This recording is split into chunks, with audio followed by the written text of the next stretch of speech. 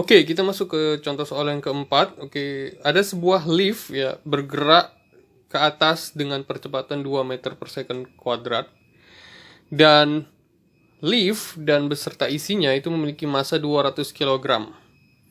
Nah, dengan anggap percepatan gravitasi 10 meter per second kuadrat, berapakah tegangan tali yang terjadi pada lift?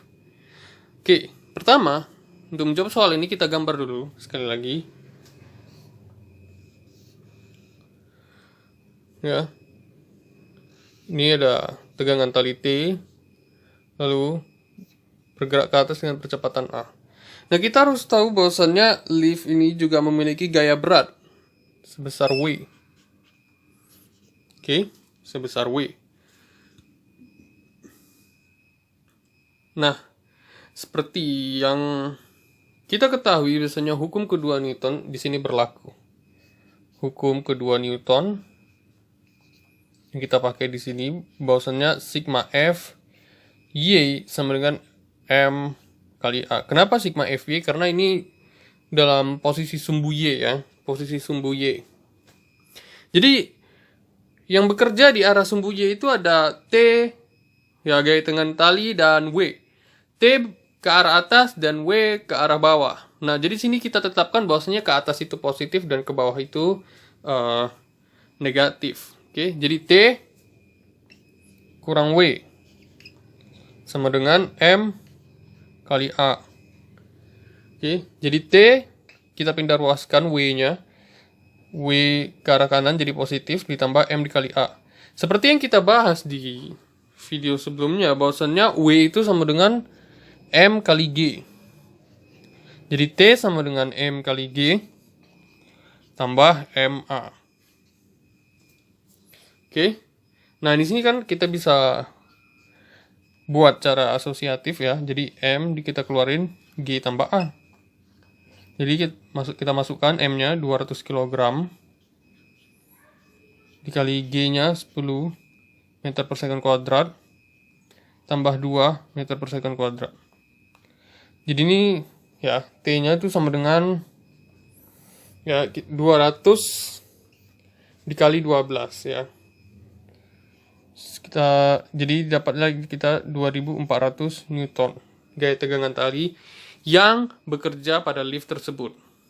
Oke, kita ulangi lagi. Jadi ada sebuah lift yang massa beserta isinya itu 200 kg bergerak ke atas dengan percepatan 2 meter per second kuadrat.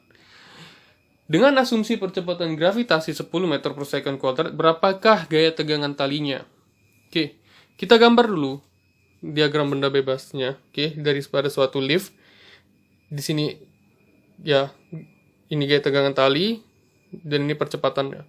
Kita tetapkan bahwasanya ke atas itu arah positif dan ke bawah itu arah negatif. Arah gayanya.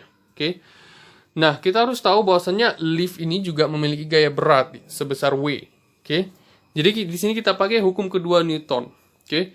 Jadi sigma F ya, sigma F sama dengan M dikali A ya. T kurang W sama dengan M dikali A ya. T ke atas, W ke bawah. Jadi T kurang W sama dengan F dikali A. M kali A.